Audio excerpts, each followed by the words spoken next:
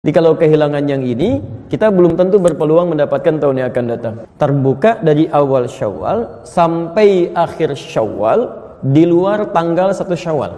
Dan ini cuma di bulan Syawal, Pak. Jadi kalau antum nggak dapat bulan ini, antum harus tunggu tahun depan. Dan belum tentu hidup tahun depan. Saya ingin menyampaikan dulu satu materi penting yang barangkali tidak semua kolega-kolega kita dari kalangan muslim yang beriman kepada Allah memahami tentang materi ini dengan baik, sehingga kadang-kadang lupa ya setelah selesai Ramadan larut dalam kebahagiaan pasca Ramadannya, tapi lupa dengan satu amalan penting yang diisyaratkan oleh Al-Quran dan sunnah-sunnah Nabi. Amalan ini persis diisyaratkan di bulan yang sekarang tengah kita lalui. Jadi ada amalan-amalan khusus di bulan Syawal yang diisyaratkan oleh Nabi SAW, langsung bahkan ayatnya turun dari Al-Quran untuk membimbing kita memaksimalkan ibadah ini, khususnya di bulan Syawal yang tengah kita lalui.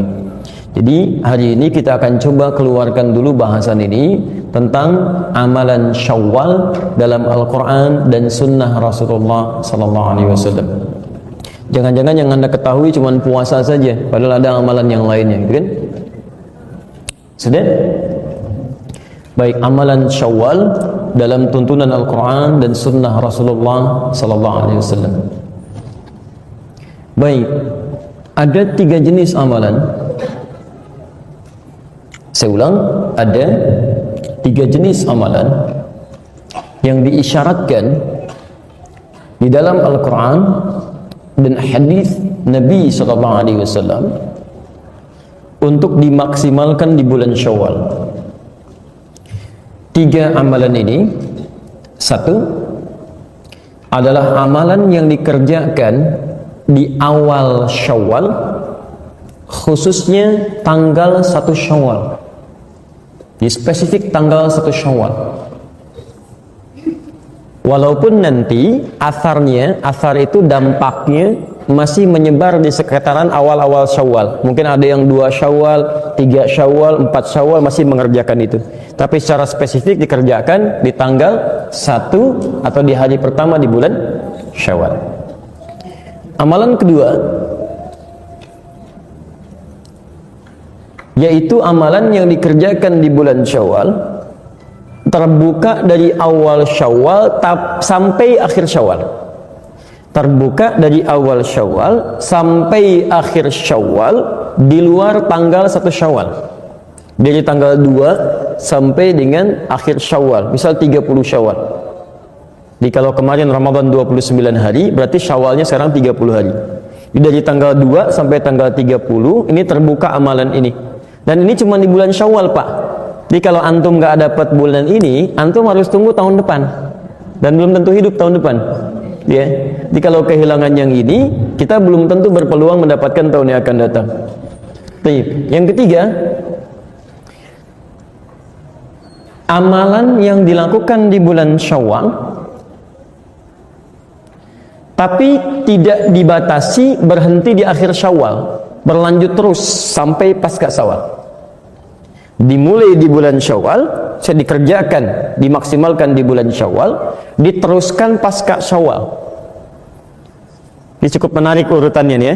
Kalau yang pertama pembuka Syawal, tanggal 1-nya aja atau awal Syawalnya.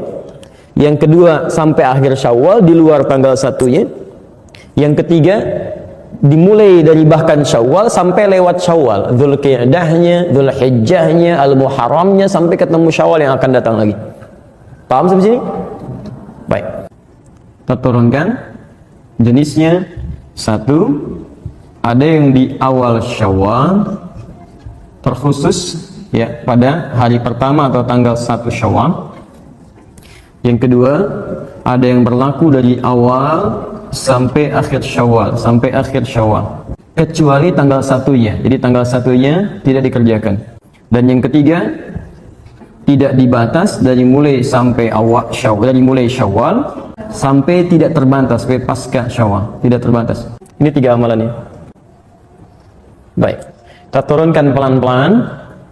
Pertama, amalan di awal Syawal yang terkhusus tanggal 1 saja. Isyaratnya ada di Quran. Pertama, surah kedua Al-Baqarah ayat 185. Nanti kita bacakan keterangan hadis ya pasca ini dari keterangan Nabi SAW dalam Al-Bukhari. Kita lihat. Setelah Allah menerangkan tentang bulan Ramadan dan hukum Ramadan, syahrul Ramadan alladzi unzila fihi al-Qur'an hudan lin-nas, kan? Wa bayyinatin minal huda wal furqan. Kemudian terus setelah menerangkan hukum puasanya, maka di ujungnya lihat ujung kalimat, ujung ayatnya. Walitukabbirullaha ala ma hadakum wa la'allakum tashkurun. Apa tujuan kita menunaikan ibadah puasa setelah selesai kita berpuasa itu? Supaya satu, kata Al-Quran, Anda bisa meningkatkan takbir atas hidayah yang telah Allah berikan selama Ramadan. Kemudian yang kedua, meningkatkan syukur atas segala nikmat pemberian yang Allah telah anugerahkan selama Ramadan. Selama Ramadan Allah berikan kita hidayah, petunjuk untuk berubah. Bukankah sebelum Ramadan, mohon izin, fokus salat kita kadang-kadang di fardu aja. Bahkan ketinggalan fardu pun perasaan kita masih biasa. Bukankah saat Ramadan itu muncul, jangankan fardu, salat sunnah ketinggalan aja kita merasa gelisah? Anda ketinggalan tarawih aja kan udah nggak tenang tidur kan? Udah, tarawih hukumnya sunnah kan? Kita dipaksa untuk berubah. Sebelum Ramadan ada orang minta di depan mata kita, belum tentu diberi. Tapi saat Ramadan kan yang nggak minta pun Anda catat, Anda cari. Dari mana fakirnya, di mana miskinnya, saya pengen ikut bakti sosial. Ramadan tuh. Ya Allah kasih kita arah untuk berubah. Ya. Setelah kita mendapatkan petunjuk dari Allah, ada perubahan, ada kenikmatan ibadah dan sebagainya, maka selesai Ramadan, nanti ada ibadah-ibadah yang diminta oleh Allah untuk ditingkatkan, khususnya dimulai kemudian di awal Ramadan, di tanggal 1 pada khususnya. Nah, suasana ini, fokus, ini yang mau saya tunjukkan bentuk ibadahnya. Ternyata bukan dalam bentuk lisan saja, tapi nanti dilukiskan oleh Nabi SAW dalam sabdanya. Lihat kalimatnya, "Lis-shaimi farhatan." Bagi orang yang puasa itu akan punya dua kebahagiaan. Ya. Farhatun inda fitrihi. Lihat, farhatun inda fitri. Suasana ibadah ini disebut oleh hadis Nabi dengan istilah farhah. Farhatun, ibadah yang penuh dengan kebahagiaan. Inda fitrihi. Fitrun, kalimatnya fitrun. Hari pertama di bulan Syawal disebut dengan hari apa? Masih ingat? Oh, Lebaran apalagi. Baik. Coba lihat hari pertama di bulan Syawal. Baik. Ibu bapak kalau selesai Ramadan kemudian merayakan apa? Tuh, kalau merayakan baru tahu. Idul Fitri itu kapan? 1 Syawal. Jadi 1 Syawal disebut apa? Idul Fitri. Id Fitri. Tanggal 1 Syawal disebut dengan Id Fitri. Kembali kepada fitri. Fitrun. Bukan kembali cari fitri, bukan. Lihat sini. Kembali kepada fitri. Apa tafsiran dari fitri? Hadis Nabi. Dari mana tafsiran hadis Nabi ini? Dari ayat Quran. Ini yang mau saya terangkan. Jangan-jangan selama 1 Syawal kemarin kita tidak bisa memaksimalkan petunjuk Nabi ini, yang hasilnya seharusnya kita teruskan sampai hari ini. Walaupun itu dimulai ibadahnya di tanggal 1-nya saja. Paham? Baik. Lis-shaimi farhatan. Bagi orang yang puasa itu punya dua kebahagiaan. Amalan pertama ini disebut oleh Nabi sebagai amalan yang menghasilkan bahagia. Jadi orang mengerjakannya bahagia. Ini agak unik nih. Satu-satunya ibadah, kata Nabi, yang saat dikerjakan itu orang semua bahagia. Hampir nggak ada yang mengeluh, bahagia. Sebagai contoh begini, tidak semua ibadah ketika dikerjakan suasana hati bahagia semua, tidak semuanya. Bapak kalau sholat bahagia nggak? Halo? Ibu kalau sholat bahagia nggak? Enggak, Masya Allah. Mau bilang bahagia takut salah, mau bilang enggak keterlaluan gitu kan? Baik. Tapi begini, biasanya kalau orang bahagia itu, jangankan ditunaikan, dengar informasinya aja sudah gembira. Antum dapat berita, anak antum lahiran, baru beritanya aja, belum pegang anak ya kan sudah gembira kan? Jadi umumnya bahagia itu ketika mendapat infonya, walau belum dikerjakan, itu sudah ada rasa kepada hati. Kalau orang sholat bahagia, panggilan sholat apa? Azan, dengar adzan aja pasti bahagia. Allahu Akbar, Allahu Akbar. Ya, kok udah duhur lagi? Cepet amat ya. Nah, ini ada menunjukkan suasana hati yang berbeda gitu. Jelas ya? Ada suasana hati berbeda. Ini ada yang unik. Tapi yang ini kata Nabi, baik yang khusyuk ataupun yang tidak khusyuk, itu ikutan bahagia Pak. 1 Syawal ini. Di baik orang yang Ramadannya maksimal, yang tidak maksimal, pokoknya ketika sampai 1 Ramadan, itu sama ikut bahagia. Apa amalannya? Baik. Kata Nabi, farhatun inda fitrihi. Amalan yang pertama, kebahagiaan itu diraih ketika dia menemukan fitrinya. Ini.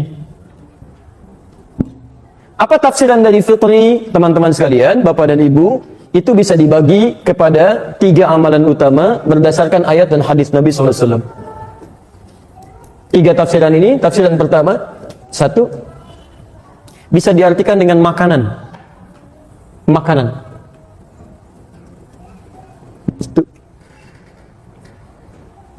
Di kata fitrun ini seakar dengan kata futur,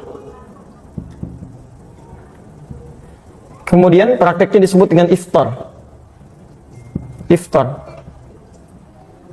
Bukankah antum saat puasa kalau masuk maghrib kan disebut iftar ya? Ya iftar dulu, iftar jema'i. Apa artinya iftar? Asalnya bukan buka, asalnya makan. Nggak pakai makan. Jadi makanan pertama kali yang dimakan, baik, makanan pertama kali yang dimakan, yang kita nikmati itu disebut dengan iftar. Ya jelas ya, makanya sarapan disebut futur dalam bahasa Arab, karena itu yang pertama kita makan. Di saat Anda puasa, Anda tahan lapar dan haus, tidak makan minum dari sejak subuh, kan? Kemudian sampai maghrib Anda makan, pertama kali Anda makan itu yang disebut dengan iftar. Padahal belum tentu kemudian, mohon maaf ya, yang kita nikmati itu bisa macam-macam, belum tentu semuanya sama. Tapi poinnya, kenapa disebut dengan iftar? Ingin menunjukkan ada sesuatu yang dimakan atau dinikmati. Bisa makanan, bisa minuman. Jelas di sini? Jadi, kalau disebutkan iftar, senilai dengan kata futur, akarnya dari kata fitrun.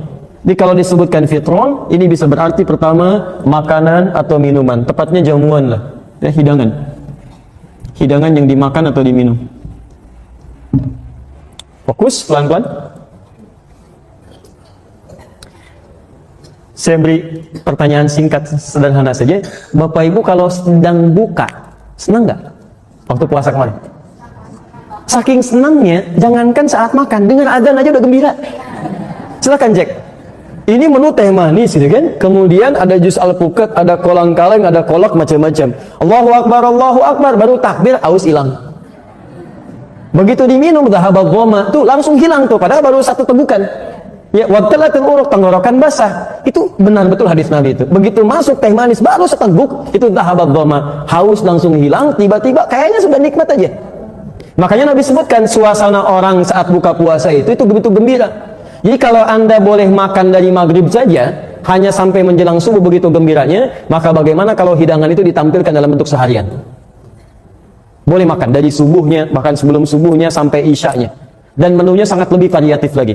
Menu di hari pertama Syawal beda dengan menu saat kita buka di hari-hari Ramadan. Menunya lebih banyak lagi, bahkan yang nggak ada diada-adakan, bahkan terjadi banyak keanehan. Luarnya kongwan, isinya rangginang.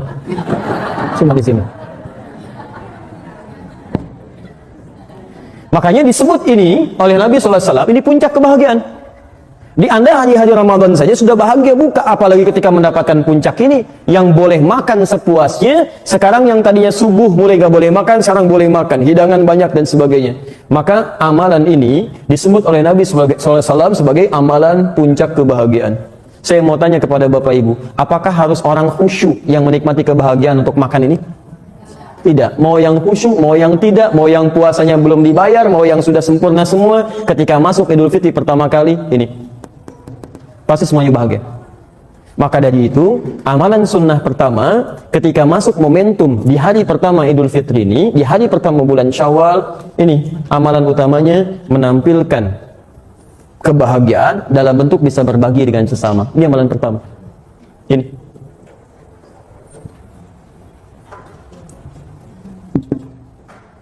Satu Syawal. Karena itu bagi orang yang tidak memiliki bagian untuk dibagi, bahkan untuk dirinya sendiri, maka karena itulah kemudian menjelang hari-hari awal Syawal itu, bahkan ada syariat. Awas hati-hati, ada syariat yang berlaku hanya di bulan Ramadan. Dikeluarkanlah kemudian satu zakat, yang zakat ini disiapkan membuat orang bahagia ketika muncul di awal Syawal atau di Idul Fitri itu. Apa zakatnya namanya? Bukan fitrah. Bukan fitrah, ingat. Tidak ada zakat fitrah dalam hadis. Nama fitrah itu nanti dari tafsiran hadis, dari bahasanya Ibnu Abbas radhiyallahu taala anhuma. Bukan fitrah tapi fitri. Silakan Bapak Ibu cek ya, di dalam hadis-hadis Nabi, kalimat zakat yang disebut zakat fitrah itu, kalimat hadisnya menyebutkan zakat fitri, bukan zakat fitrah. Kalimat fitrah itu nanti tafsiran dari Ibnu Abbas mengambil salah satu makna dari kata fitri. Nanti saya tafsirkan di akhir. Bahasa nabinya bukan fitrah tapi fitri. Beda antara fitri dengan fitrah. Kalau fitri itu jenisnya, materinya. Kalau fitrah itu di antara maknanya. Kenapa disebut fitri? Dari kata makanan tadi. Jadi kalau Anda ingin berzakat dikeluarkan bagi para penerimanya, yang dikhususkan zakat untuk awal Syawal ini, di akhir Ramadan itu, persiapan awal Syawal, itu zakat dalam bentuk makanan. Bukan dalam bentuk yang lain. Walaupun dititipkan dalam bentuk uang, tapi disalurkan kepada penerimanya dalam bentuk makanan. Bisa sembako, bisa yang lainnya dan sebagainya. Sehingga diharapkan ketika masuk awal dia di bulan Syawal, masuk Idul Fitri, dia bisa berbahagia karena mendapatkan makanan untuk ibadah kemuliaan dia di awal Syawal. Paham? Halo? Paham? Tahan sampai situ mas, hapusnya saya teruskan dulu. Jazakallah khair. Perhatikan sini. Jadi kalau saya teruskan, ibadah yang pertama terkait dengan awal Syawal di tanggal 1 itu, pertama kita diminta oleh Nabi SAW, terkhusus dalam isyarat Al-Quran ini, untuk memaksimalkan makna fitri dengan berbagi, bahkan muncul dalam bentuk zakat supaya orang bisa memaksimalkan ibadah yang pertama ini. Ya. Dan berbahagialah kita Bapak Ibu sekalian, mohon maaf sebesar-besarnya, ini kita patut berbahagia bahwa di antara sekian banyak umat muslim di dunia ini, di negara kita lah yang kemudian ini dijadikan culture. Semacam sudah kebiasaan tradisi kita yang menghadirkan makanan, yang kemudian saling bersilaturahim dan sebagainya. Saya sarankan kepada Anda semua, ini yang luput di sini. Ketika Anda berbagi, mengunjungi orang bawa makanan, itu jangan diniatkan tradisi, rugi Anda. Niatkan untuk mengamalkan sunnah Nabi. Ini poinnya. Di tiap tahun kita buat makanan, barangkali cuma untuk dijadikan jamuan aja. Anda nggak niatkan dengan ini. Kalau Anda nggak niatkan ini, Anda nggak dapat bagian dari ibadahnya. Kita maksimalkan, barangkali ini yang luput. Coba saya mau tanya ya pada Bapak dan Ibu nih. Bapak Ibu kalau kedatangan tamu sore ini, bikin makanan nggak? Bikin minuman? Kenapa? Karena ada tamu. Lihat, Nabi mengajarkan bukan ada tamunya, karena Nabi perintahkan kita untuk bikin itu. Jadi bagi orang beriman itu, lihat kalimatnya. Anda kalau belajar Al-Arba'in An-Nawawiyah, hadis nomor 16, lihat kalimat Nabinya. Man kana yu'minu billahi wal yawmil akhir falyukrim dhaifah. Siapa yang merasa beriman pada hari Allah dan hari akhir, maka muliakan tamunya. Jadi saat kita menyambut tamu dengan makanan itu bukan karena tamunya mau datang, karena Allah perintahkan kita untuk bikin makanan. Kalau Allah nggak perintahkan, sekalipun dia datang serombongan, saya nggak akan bikin kalau Allah nggak perintahkan. Tapi karena Allah perintahkan saya bikin makanan, saya buatkan. Karena Nabi perintahkan saya hidangkan minuman, saya perintahkan. Jadi ketika kita mengerjakan berdasar perintah Allah, bukan cuma makanan yang dihidangkan, bukan cuma adab yang dihadirkan, tapi ada pahala yang dituliskan di situ. Saya beri contoh gini, kalau Bapak Ibu misal kedatangan tamu malam-malam jam 2, Assalamualaikum, Assalamualaikum, dibuka nggak? Why? Susah juga. Baik, saya mau ambil level Nabi, Rasul. Ya, ini Nabi, Rasul, saya ulang ya. Ini Nabi, Rasul, kemudian bukan cuma Nabi Rasul, dekat dengan Allah. Saking dekatnya punya gelar Khalilullah. Ya, punya gelar Khalilullah, yang sangat dekat dengan Allah. Bahkan dari keturunannya hampir semua jadi nabi, Pak. Istri pertamanya Sarah melahirkan nabi. Ya, jadi Ibrahim alaihissalam menikah dengan Sarah, melahirkan Ishak. Dari Ishak turun Yakub, dari Yakub turun Yusuf. Sezaman dengan Yusuf, familinya ada Nabi Zakaria. Nabi Zakaria dari sepupunya Imran. Imran menikah dengan Hannah, turun Maryam. Maryam lahir Isa. Sisi yang lainnya lagi, nanti ada Musa, ada Daud, ada Sulaiman dan seterusnya. Menikah dengan Hajar. Sebelum lahirnya Ishak, lahir Ismail dari rahim Hajar alaihissalam.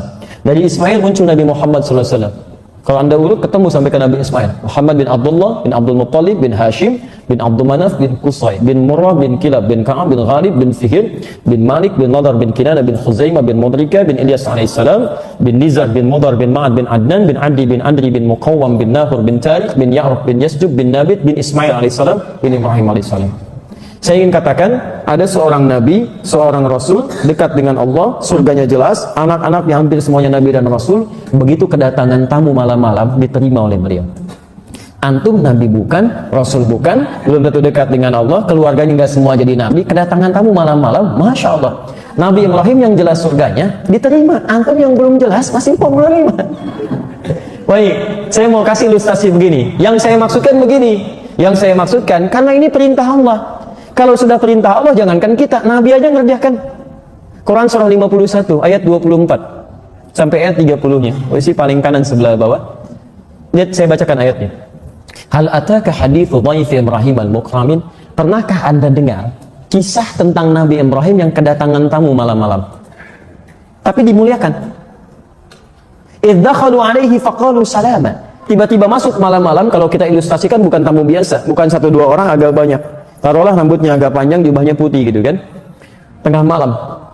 Idh dakhalu alaihi, datang kepada beliau, faqalu salama, mereka mengucapkan assalamualaikum, assalamualaikum. Antum taruhlah berani kan? Ada yang mengucapkan malam-malam jam 2 tuh, assalamualaikum, assalamualaikum, masya Allah. Dijawab tidak? Oh jangan, salah kalau nggak dijawab, dosa. Sebab mengucapkan salam hukumnya sunnah, menjawab hukumnya wajib. Quran surah keempat ayat 86. Wa idza hayyitum bi tahiyyatin fahayyu bi ahsana minha. Kalau ada orang mengucapkan salam, maka jawab, hukum menjawabnya wajib dengan yang lebih baik. Jadi kalaupun antum belum buka, minimal antum jawab. Assalamualaikum, waalaikumsalam, assalamualaikum, waalaikumsalam, kan? Masya Allah. Ini begitu dibuka, Bu, Pak. Allahu Akbar. Qaumun munkarun. Ini orang asing. Saya tidak kenal. Kalau orang asing berarti capek, bukan orang sini. Telah menempuh perjalanan panjang. Perhatikan, saya ingin tunjukkan bagaimana seorang Nabi Ibrahim ini begitu sangat dekat dengan Allah sampai memuliakan tamunya luar biasa. Kalau dari jauh, berarti lelah, saya tidak boleh banyak tanya. Dipersilahkan langsung masuk, istirahat. Beliau sendiri, faragha ila ahlihi, datang ke istrinya Sarah, bertanya, ada menu terbaik apa untuk tamu kita malam ini? Ketika tidak ditemukan sisa makanan, faja'a bi'idlin samin, itu masih sempat-sempatnya Pak, nyari lembu di belakang, sembeli dulu. Jadikan gulai. Itu bisa bayangkan. Memang masalah mulai muncul, faqarrabahu ilaihim, begitu dihidangkan kepada tamu-tamu ini, nggak disentuh. Jangankan dimakan, disentuh tidak, begini aja. Qala ala ta'kulun, berkata beliau, kok nggak dimakan? Diperhatikanlah secara seksama dari atas sampai ke bawah. Allahu Akbar, tengah malam, rambut panjang, jubah putih, lihat ke kaki, kaki nggak napak ke lantai. Ternyata malaikat yang sudah menyamar. Baik, bagaimana situasi antum kalau begitu tuh? Fa'ujasa minhum khifah, maka mulai khawatir. Agak ketakutan. Jadi Nabi pun pernah takut, itu biasa. Yang salah itu yang larut dalam ketakutan. Ya qalu la takhaf wa basyaruhu bi ghulamin alim. Saya mau kasih rahasia di sini. Ini puncaknya. Lalu mereka berkata, kamu nggak usah takut. Selama kita dekat dengan Allah, mengerjakan sesuatu karena Allah, maka Allah akan berikan ketenangan saat kita hadir dalam ketakutan. Tapi yang paling hebat, ketika Anda bisa memuliakan tamu karena Allah, sekalipun dia tidak mengharapkannya, maka Allah akan balas Anda dengan sesuatu yang luar biasa. Lihat kalimatnya. Bukankah tadi Nabi Ibrahim tinggal di rumah siapa? Coba cek. Sarah. Sarah punya anak atau tidak? Punya. Siapa nama anaknya? Ishak. Dalam posisi tadi, beliau belum mendapatkan keturunan. Sarah itu divonis, mohon maaf ibu, mohon maaf, divonis monofos, divonis mandul. Tidak mungkin punya keturunan secara medis dan klinis. Begitu Nabi Ibrahim mengamalkan amalan tadi, lihat, memuliakan tamu, dilakukan karena Allah, tiba-tiba tamu itu mengatakan, "Wabasyaruhu bi ghulamin alim." Allah balas kebaikan Anda dengan memberikan kabar. Anda akan punya anak dari Sarah, anak yang sangat cerdas. Istrinya kaget dengar itu dari belakang. Fa'aqbalat imra'atuhu fi sarratin fasakkat wajhaha wa qalat ajuzun aqim. Istrinya yang mendengar tadi tiba-tiba kaget histeris, memukul pipinya, mengatakan, apa yang seperti ini masih punya keturunan? Qalu kadzalika qala rabbuk. Kemudian mereka berkata, ini ketetapan Allah. Innahu huwal hakimul alim. Kalau Allah sudah tetapkan, itu yang paling bijak, yang Allah sangat mengetahui. Teman-teman, barangkali antum ketika menjamu orang lain, memberikan makanan sekecil apapun, ketika Anda niatkan karena Allah, mungkin itu wasilah bagi Anda untuk mengabulkan doa-doa Anda. Ketika Anda niatkan sebagai ibadah. Ini tidak ada ruginya ketika Anda menjamu orang lain, niatkan bagian dari ibadah. Jangan-jangan cuman bikin, diminum pulang. Kalau cuman seperti itu, jangankan antum, non-muslim pun bisa mengerjakan itu. Demi Allah saya katakan, antum silahkan bertamu kepada teman-teman non-muslim. Demi Allah saya katakan, mereka pun akan menjamu antum. Gimana perbedaannya? Pada kalimat iman. Ini. Maka niatkan. Itu spirit tanggal 1 Syawal itu, spiritnya adalah contoh kepada kita agar berbagi kebahagiaan dengan siapapun dan diniatkan ini sebagai ibadah karena Allah Subhanahu wa taala. Ini poin. Coba antum yang masih mengunjungi itu, kunjungi paman, kakek, nenek, ibu, ayah, bawa makanan, bawa macam-macam, diniatkan apa itu? Ini bagian pertama. Ini dan disambung dengan takbir. Ya. Perbanyak takbir. Hari pertama, hari keberapa kita bertakbir di bulan Syawal? Hari pertama. Awas jangan terlampau soleh ya. Hari pertama. Kalau Idul Adha, tambah hari kedua, ya, hari ke-11, 12, 13. Jadi 10 Dzulhijjah antum takbir, 11 takbir, 12 takbir, 13 takbir. Yang bersama-sama di masjid dan sebagainya.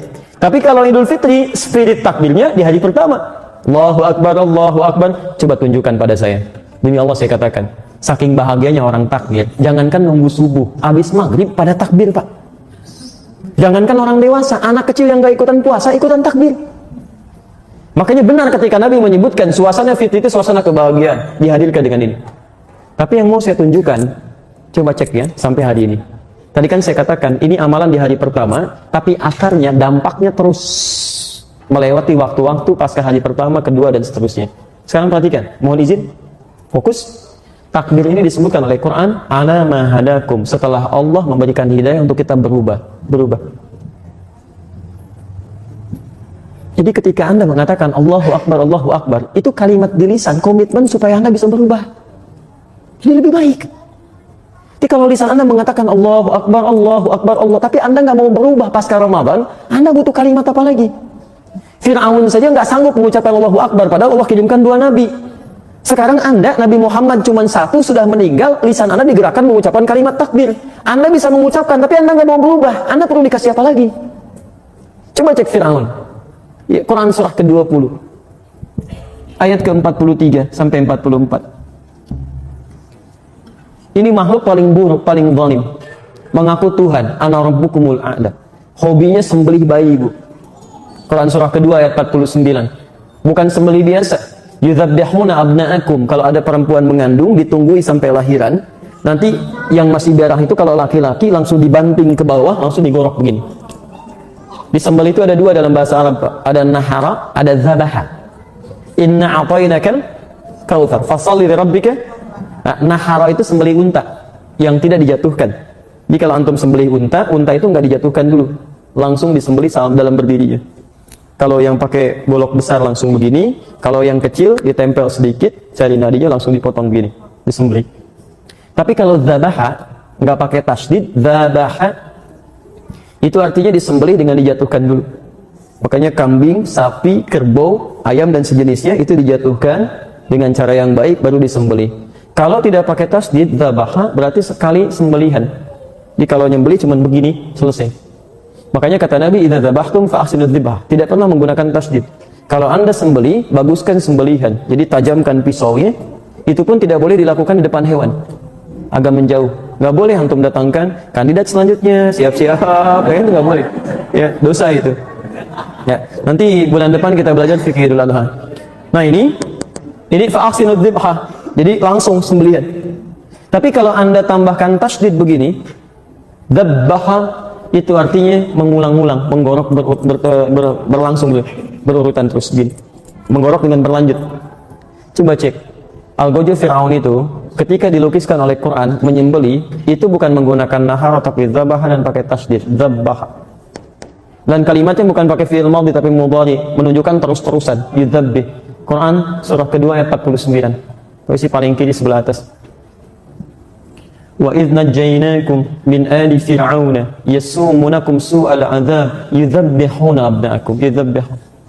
Ingatlah ketika kami selamatkan kalian dari kekejaman keluarga Fir'aun yang menyiksa kalian dengan siksa yang paling dahsyat. Lihat, begitu lahir, ambil, banting ke bawah, gorok terus-terusan begini. Ini Fir'aun.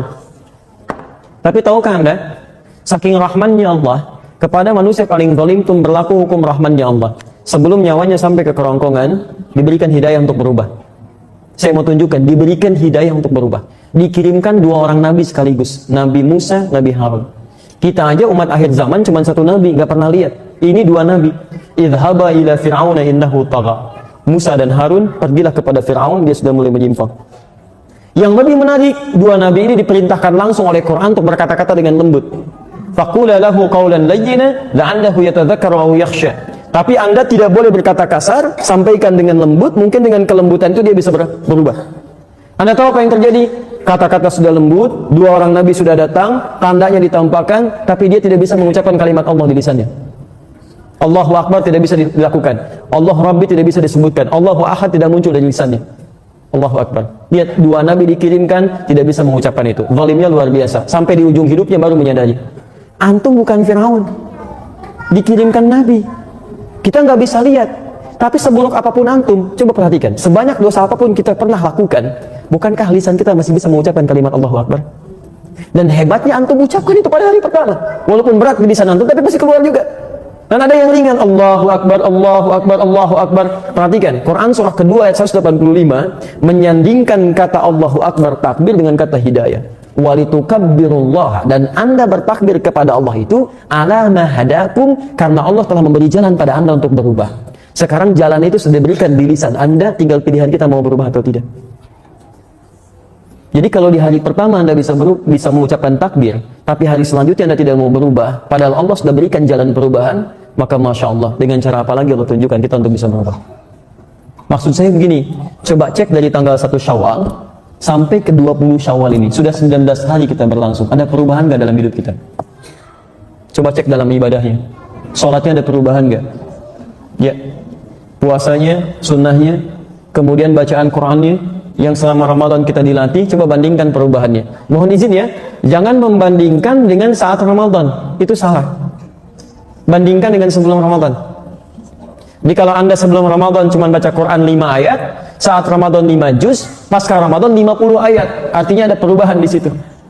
Kalau saat Ramadan wajar karena momentumnya berbeda, suasananya lain, semangatnya berbeda. Bandingkan dengan sebelum Ramadan, di situ kita mendapatkan bagian gambaran-gambaran kebaikannya. Paham sampai sini? Baik. Jadi itu yang kedua. Tafsir ketiga. Wala'allakum tashkurun. Orang yang berhasil kemudian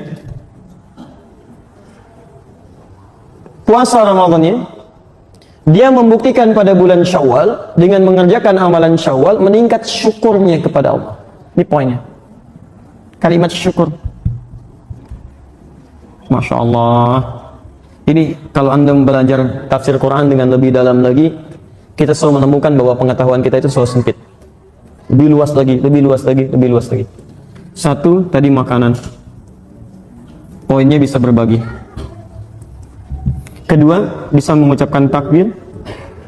Poinnya ada perubahan. Ini meningkat syukurnya. Lihat ujung ayatnya. Quran surah kedua ayat 185. Wala'allakum tashkurun, dan supaya kalian bertambah syukurnya kepada Allah Subhanahu wa taala. Maaf, kalau syukur itu korelasinya dengan apa? Syukur korelasinya dengan apa? Saya berikan jalan keluar sedikit. Kalau sabar itu korelasinya dengan musibah. Begitu ada musibah, ada ujian, kita sabar. Rumusnya di Quran surah kedua ayat 156. Alladzina asabatuhum musibah, idza asabatuhum musibah qalu inna lillahi wa inna ilaihi rajiun. Siapa yang kena musibah itu? Yaitu orang yang sabar. Ayat 155-nya. Posisi paling kiri sebelah atas. Lihat kalimatnya. Wa lanabluwannakum bisyai' minal khauf wal ju' wa naqsi minal amwal wal anfus wath thamarat wa basyiris sabirin. Sabar berbanding lurus dengan musibah, ujian. Kalau syukur biasanya dengan apa? Nikmat. Dari mana taunya? Wallahu a'lam. Syukur berbanding lurus dengan nikmat. Dari mana taunya? Quran surah ke-14 ayat ke-7. Ibrahim. Quran surah ke-14 ayat ke-7. Lihat kalimatnya, la in syakartum la azidannakum. Kalau Anda bersyukur kepada Allah, maka nikmat Anda yang Allah berikan kepada Anda, yang Anda dapati akan ditambah. Nah sekarang lihat rumusnya, kembalikan, ini tidak mudah memahami ya. Syukur korelasinya berbanding lurus dengan nikmat. Di awal Syawal, saat Idul Fitri itu diisyaratkan oleh Quran, Anda akan banyak bersyukur. Maka isyarat pertama, di awal-awal Idul Fitri itu Anda kemungkinan akan memperoleh peningkatan nikmat. Silahkan cek. Bukankah saat awal-awal Idul Fitri ada yang bertambah dalam kehidupan kita? Baik. Makanan bertambah. Baik. Pakaian berganti, kan? Baik. Bukankah di awal Syawal Idul Fitri ada penambahan nikmat bagi kita? Ada kiriman makanan, ada pakaian, anak kecil dapat uang, dapat macam-macam dan sebagainya. Masya Allah, yang dapat anaknya, yang ngambil ibunya gitu kan? Dan seterusnya. Baik. Kapan itu dapatnya? Idul Fitri? Tanggal berapa? 1 Syawal. Lihat, ini mau saya sampaikan. Korelasi nikmat yang diperoleh, yang dicontohkan miniaturnya di hari pertama bulan Syawal, tujuannya bukan untuk dikumpulkan. Jadi ketika Anda mendapatkan makanan, dapat uang, dapat ini, dapat itu, latihlah dari mulai dini kepada anak kita, termasuk pribadi kita. Semua titipan itu bukan untuk dibanggakan, tapi la'allakum tashkurun, untuk disyukuri. Dan persoalannya, ternyata bentuk syukur itu tidak hanya terukur dalam kalimat Alhamdulillah. Dapat ini, Alhamdulillah. Dapat ini, Alhamdulillah. Bukan itu poinnya. Tidak pernah disebutkan syukur dalam kalimat-kalimat fiqih kecuali menunjuk kepada, ini poinnya, ungkapan kebahagiaan atas nikmat yang diperoleh, ungkapan kebahagiaan atas nikmat yang diperoleh. Fokus betul ya. Dengan cara menggunakan nikmat dimaksud sesuai dengan ketentuan yang Allah tetapkan. Ungkapan kebahagiaan atas nikmat yang diperoleh dengan cara menggunakan nikmat dimaksud sesuai dengan ketentuan yang Allah tetapkan. Itu yang dimaksud dengan syukur. Pada awal Syawal, Idul Fitri, kita bahagia, senang karena umumnya mendapatkan penambahan nikmat. Nikmat dikunjungi, nikmat mendapatkan makanan, nikmat mendapatkan materi. Tapi pelajaran besarnya, kata Al-Quran, semua nikmat itu bukan untuk dikumpulkan, tapi untuk menjadi takaran bagi setiap nikmat yang Allah titipkan kepada kita, sejauh mana kita menggunakan nikmat itu pada ketentuan yang telah Allah berikan. Lihat aplikasinya. 1. Saya nggak mau jauh-jauh dulu ya. Saya belum mau ke harta, belum mau ke pakaian, belum mau ke perangkat kehidupan kita. Perhatikan, nikmat kesehatan, nikmat tidak? Nikmat. Mata yang sehat, itu nikmat. Lisan yang sehat, itu nikmat. Sampai ke ujung kaki. Pernahkah kita melihat sisi penjelasan dalam Al-Quran bahwa orang syukur dengan nikmat kesehatan dirinya adalah ketika perangkat tubuhnya digunakan pada sesuai dengan ketentuan Allah? Coba cek lagi. Jangan-jangan selama ini mata kita tidak pernah digunakan sesuai ketentuan Allah. Sering saya ulang kalimat-kalimat ini. Orang beriman itu beda dengan yang belum ada iman dalam dirinya. Orang beriman itu ketika dia lihat di Quran, demi Allah saya katakan, semua ayat terkait dengan kondisi tubuh kita dan fungsi alat tubuh kita, itu umumnya dimulai dengan kalimat iman. Umumnya, mata. Saya sering kali ungkapan ini. Quran surah ke-24, ayat 30 untuk ikhwan laki-laki, ayat 31 untuk yang akhwat perempuan. Ketika menyebutkan mata, bukan untuk melihat. Kullil mu'minina yaghuddu min absarihim. Katakan pada pria yang punya iman. Imannya dulu disebutkan. Kalau yang gak beriman, itu urusan dia. Tapi bagi yang beriman, ini ada aturan. Yaghuddu min absarihim. Syukuri nikmat matamu, gunakan pada yang benar menurut Allah. Yang baik-baik lihat, yang tidak baik palingkan. Maka muncul istilah ghaddul basar dari Quran. Memalingkan pandangan dari apa yang tidak Allah ridhai. Saya mau tanya pada antum, selama ini jangan ukur dulu dengan uang, jangan ukur dengan materi dan sebagainya. Allah kasih mata kepada kita, berapa kali kita mensyukurnya dalam sehari? Dan berapa kali kita mengistighfari fungsi mata yang pernah kita gunakan pada yang tidak tepat? Nabi aja sehari bisa 100 kali istighfar. Coba cek, jangan-jangan antum mau kesini pun salah lihat. Yang nggak boleh dilihat, dilihat juga. Ada aurat terbuka, ada gambar nggak boleh dilihat, itu satu. Lisan, apa fungsi lisan? Mulut. Bicara yang baik-baik, tapi ketika menyebutkan fungsinya, Nabi menyebutkan fungsi iman dulu. Silakan cek, lihat hadisnya. Man kana yu'minu billahi wal yawmil akhir. Siapa yang merasa beriman kepada Allah dan hari akhir. Ketentuan ini hanya bagi orang yang punya iman. Kalau Anda merasa tidak punya iman, silakan, nggak usah dipakai. Tapi kalau Anda merasa punya iman tidak mengerjakan ini, ada yang salah dalam iman Anda. Ya, lihat kalimatnya.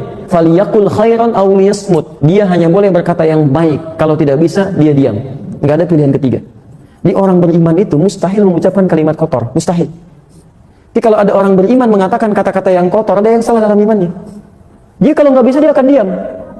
Penuh dengan zikir, kalimatnya istighfar, kalimatnya subhanallah, tasbih, tahmid.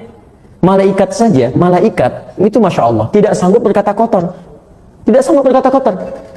Ya, masa bagaimana kita dengan yang bukan malaikat diperintahkan oleh Allah tapi keluar kalimat-kalimat yang tidak menyenangkan. Ini mohon izin ya. Mohon izin kembalikan lagi, coba cek. Kalau Anda merasa ingin mensyukuri nikmat dari Allah, maka cek lagi tubuh kita dulu sebelum pada yang lain, sampai ke ujung kaki. Makanya saking bersihnya lisan kita ini, gak boleh berkata yang kotor. Saking gak bolehnya, karena lisan kita bersih. Dilarang untuk mencela. Kalimat celaan dibuka dengan kalimat iman. Ya ayyuhalladzina amanu la yaskhar qaumin qaum. Hei orang-orang beriman, jangan saling mencela satu dengan yang lainnya. Jadi kalau ada orang mudah mencela orang lain, sementara dia mengaku beriman, ada yang salah dalam imannya. Kalau orang nggak beriman mencela, dia nggak punya iman. Tapi kalau antum beriman mencela, ada yang salah dalam imannya. Pada yang tidak dibenarkan untuk dicela, pada yang tidak dibenarkan untuk dicela. Dusta, wailul lil mukadzibin, celaka bagi para pendusta. Masuk ke tangan, lihat wailul lil mutaffifin, celaka orang-orang curang. As-sariqu was-sariqatu faqtu aydiyahuma. Para pencuri itu potong tangannya, saking mulianya nggak boleh berbuat yang kasar. Daripada kotor lebih baik nggak punya tangan sama sekali. Coba cek. Saya selalu katakan begini, mata kita aja mungkin belum maksimal. Ada orangnya buta, usia 4 tahun, menghafal Quran sampai hafal. Antum dikasih 40 tahun mata sehat, untuk baca aja belum punya waktu. Antum butuh berapa tahun lagi? Ada anak-anak usia 5 tahun bisa berkata yang baik-baik. Antum dikasih 50 tahun masih keluar kalimat yang kotor. Antum butuh berapa tahun lagi untuk bisa berkata yang baik? Dan selalu ada kesempatan untuk berubah gitu kan. Kalau Allah sudah keluarkan kalimat takbir di lisan kita, Allahu Akbar, itu belum membimbing Anda untuk berkata yang baik, Anda butuh kalimat apa lagi gitu. Sampai ke ujung kaki, semua sampai ke ujung kaki. Quran surah ke-25 ayat 63. Wa ibadur rahmanil ladzina yamshuna 'alal ardi hauna. Hamba Allah yang penyayang itu. Kalau Anda mengaku hamba Allah, itu jalannya tawadhu. Itu kalimatnya tegas itu. Jadi kalau ada orang sombong, maaf, yamshun itu bisa dengan kaki, bisa dengan perangkat. Kalau dulu pakai kuda, sekarang kudanya rubah jadi Ferrari gitu kan, kijangnya rubah jadi Innova gitu kan, dan sebagainya. Jadi ada orang yang jalannya memang biasa, tapi kalau sudah masuk mobil sombongnya luar biasa, bisa. Jelas ya? Maka coba cek. Kalau kita sedang dalam perangkat diri kita belum bisa mengarahkan pada yang baik, maka ini amalan Syawal kita belum maksimal. Jelas di sini? Baik, itu baru tubuh kita, belum pakaian, belum harta. Ada orang sepeda aja nggak punya, jarak ke masjid 5 kilo, jalan kaki ke masjid Pak. Antum cuma 5 meter, masjid dengan rumah begini. Sepeda ada, motor ada, mobil banyak bahkan. Dan hebatnya lagi, naik masjid, ngarah ke rumah antum begini. Antum belum kedengaran juga dan belum mau melangkah juga. Antum butuh apa lagi sebelum mau ke masjid? Nah, ini poinnya. Jadi, amalan yang pertama, spirit jadi tanggal 1 itu adalah menunjukkan satu adanya perubahan ya, pada diri seorang muslim. Dia bahagia ketika masuk tanggal 1 Syawal, bukan bahagia karena puasanya selesai. Ya nggak ada sahabat bahagia karena puasa selesai. Semua sahabat itu setelah puasa selesai justru menangis, menantikan setiap hari itu bisa Ramadan semuanya. Nggak ada yang bahagia. So, kebahagiaan itu ketika mereka mendapatkan nilai-nilai tadi. Bahagia ketika disebut oleh Nabi bisa berbagi. Bahagia karena mendapatkan petunjuk untuk berubah. Bahagia karena mulai bisa mensyukuri apa yang telah Allah titipkan. Coba cek, jangan-jangan kita bahagianya semua aja. Cuma dengan pakaiannya, cuma dengan makanannya, cuma dengan segalanya. Tapi tidak tampak perubahan dalam diri kita. Maka apa yang kita banggakan di hadapan Allah? Mana kebahagiaan itu? Makanya kata Nabi, ditutup kalimatnya, wa farhatun yauma yalqahu rabbahu. Yaitu, mohon izin, pertama dia bahagia dengan puasanya, dan yang kedua hina yalqahu rabbahu, ketika dia datang kepada Rabbnya membawa hasil.